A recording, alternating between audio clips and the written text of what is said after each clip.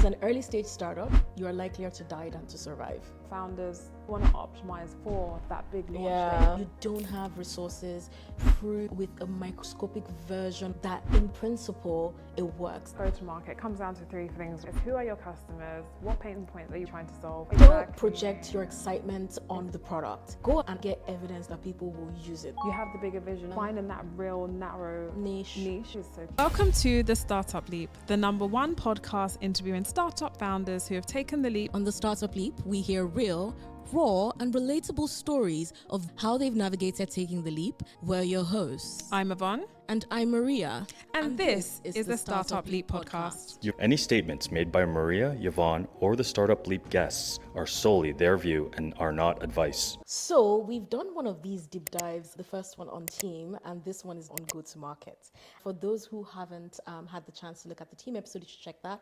What we do with this episode is pretty much just deep dive into the particular theme, and this one will be on go-to-market. So I have thoughts because I love go-to-market, but I know you do. When I think about go-to-market, it comes down to three things, right? It's who are your customers, what pain points are you really trying to solve, and then what are your channels. Go-to-market touches every single aspect of your business, from your sales strategy to product engineering.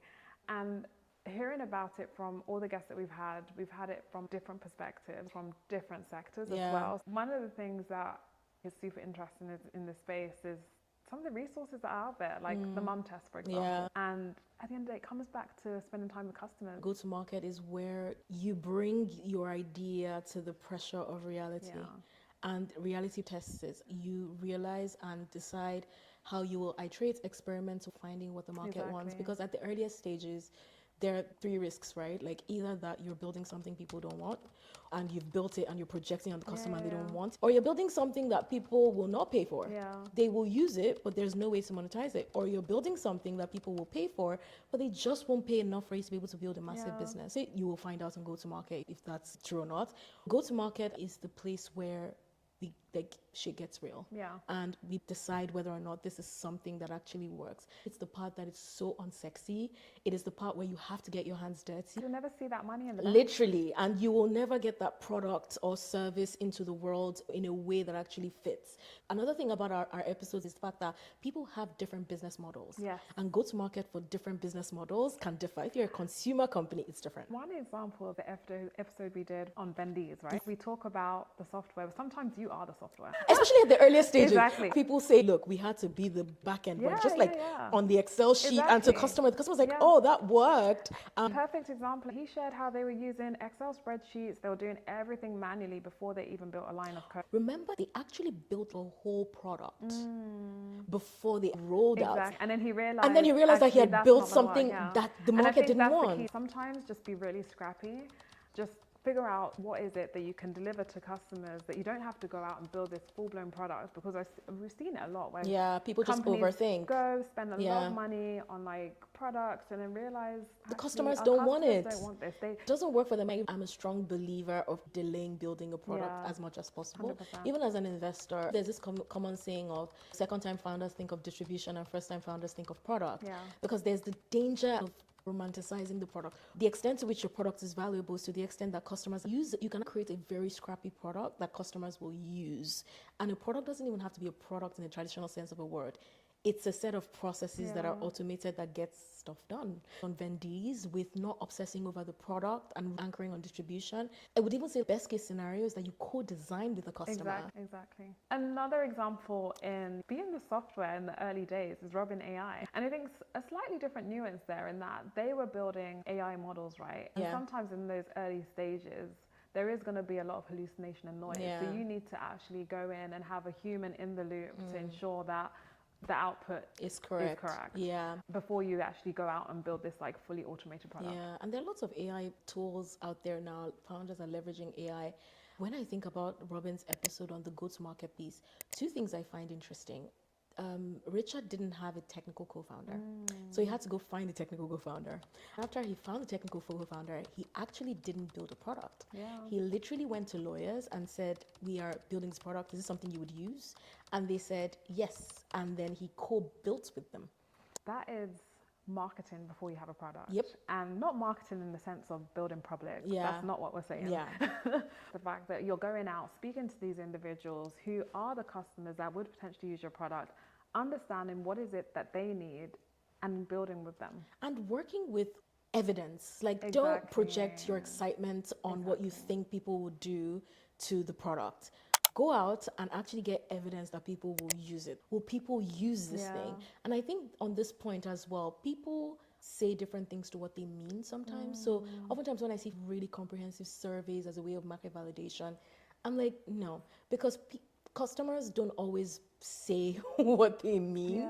They also don't always know what they want enough for them to be able to communicate it to you. That's why the Mum Test is definitely one of the books I'll definitely recommend in this space, because it comes down to getting the truth from customers. Because sometimes I will tell you as a customer what I love think I it. want, but really, will I use it? Maybe not. And just look at their actions. I feel like a very good litmus test is look at what they do, not just what they say.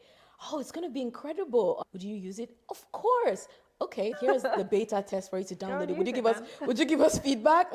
Or would you pay for it? How much would you pay for it? Especially being an early stage startup that is limited in funding, that is limited in time. My thesis is that with go-to-market, as an early stage startup, you are likelier to die than to survive. So you are statistically dead. Knowing that, you need to iterate very quickly to a market pulse, to something in the market that captures a customer's intent to continuously use and buy. That's harder to do than people think, because there are many startups who have great customer pull and still eventually die. Because it's not just about will customers use it. You are building a business ultimately. If we think back to Sabrina's episode, she shared the importance of having her customers pay from early. I think this is a mistake that a lot of companies make. They're like, we just want to get it over the line. We know that if we don't charge, they'll be able to sign up more quickly. But actually, then when it comes to the point of paying, it becomes an issue. I would say there's a balance there, though. You definitely don't want to create artificial barriers that stop them from doing pilots. But you definitely want to start framing those commercialization conversations early on. We've got a small favor to ask. If you're enjoying the podcast, hit that subscribe button. Yep, whether you're watching on YouTube or listening on Spotify, Apple Podcasts, or anywhere else, subscribing and following us is the easiest way that you never miss an episode. And don't forget to sign up for our newsletter, subscribe.thestartupleap.io, to get exclusive updates straight into your inbox. Now back to the episode. There's ways in which you can do it. You could, for example, say you get to use our product for premium for the next 2 months. If you find it valuable, in 2 months, this is what pricing is going to look like. And we can continue to discuss this until you get to that point in time. But I think you do need to have the conversation up front, because in doing that, you also show the value that your product is bringing to them. The other thing, more from a consumer product perspective, Ed, who was the founder of Stash, had built a wealth management app in the US, the unicorn. He talked about the fact that they were a regulated product. As a wealth management company, they had to partner with brokers early on. So how can you very quickly and cheaply validate the thesis that people will use what you're building? I think there's an element of speed, statistically dead. So you have to do it quickly and also cheaply. How can I quickly and cheaply validate them? Partnering with brokers as opposed to getting their license directly would make it like faster for them to get to market. The other thing that I thought was interesting was he said something about he went to a Starbucks queue and he just took, I think it was $5 or $10. He was like, if you use the app, I'll give you this, like the money. That's like literally customer acquisition costs in cash. People did many things that didn't scale. For example, Michelle of Peanut literally went on like parent boards. And the raise stickers as well. Exactly. Like people did crazy things at the beginning. One was where we had the Bitcoins in the church. Yes, Elizabeth's episode of As a Finance, she got a Bitcoin ATM in a church. Are those words you would have put together in any way? A Bitcoin ATM in a church. The part of that doing things that don't scale, that people don't talk about, is the fact that you need to do things that don't scale to figure out how to productize them in a way that scales. Another one that comes to mind is Rafi's episode, because obviously as a marketplace, you really require that heroic effort to build both sides of the marketplace. His perspective of going narrow initially, of just focusing on marketing as an area to really build out both sides of that marketplace. And we see it across a lot of startups, right? So if you think about going narrow. Even if you think back to the case of Airbnb, initially they have to find a clean wedge into the market. Initially they were just like in New York, going door to door, helping people do their listings. Again, come back to your point around doing things that don't scale. So many examples of companies that have done that in the initial phase. Like, you have the bigger vision of who you want this to address, but just finding that real narrow niche initially is so key. I think some founders are afraid of the fact that it might minimize the vision. You don't have time, you don't have resources, you need to prove with a microscopic version of your vision that in principle it works. Then it makes it less harder to draw a line to the eventual vision. I really think that wedge point is one to labor, because many times, even as investors, we see founders who are taking very spread out approaches to the market that is going to overwhelm in a way that you might not even get the insights on your initial pilots. More broadly speaking, most of our guests knew their ICP and the USP, and they communicated it clearly. Tim mentioned a lot about understanding the customers and figuring out what they want. Ed really was just keep it simple. I think he said invest in as little as $5. I remember that statement. And it being simple is hard. People think because it's simple it's easy. It's actually very hard, because you need to refine in a way that when you're talking to your ICP, they get you. And it resonates immediately because there's going to be a lot of noise. So that narrow positioning really helps the messaging, really helps the clarity. And a bit more technical point is you definitely want your ICP to be scalable, because I see this with founders where you've targeted an ICP that doesn't scale. And you've gotten insights, but you can't transfer those insights to adjacent markets, because remember, you're doing things that don't scale so that you can actually productize them and scale them. But you need to have the open mind of not thinking about scale initially, so that you don't dilute the insights. I think another one that comes to mind is the episode that we did with Jasmine on Luna. And effectively she was creating a category. Teen tech. And for her, like, figuring out what works, how to reach the end customer, because she's got parents that are paying for the app, but then the teenagers who are using it, right? And I just thought it was that's a good point, where the user is not the buyer. Where we had the Go Henry episode with Louise, and how she had to go into schools and speak to parents at the end of the school day. But then coming back to Luna, just around how the fact that she had to really test and figure out what channels is going to prove to be most effective.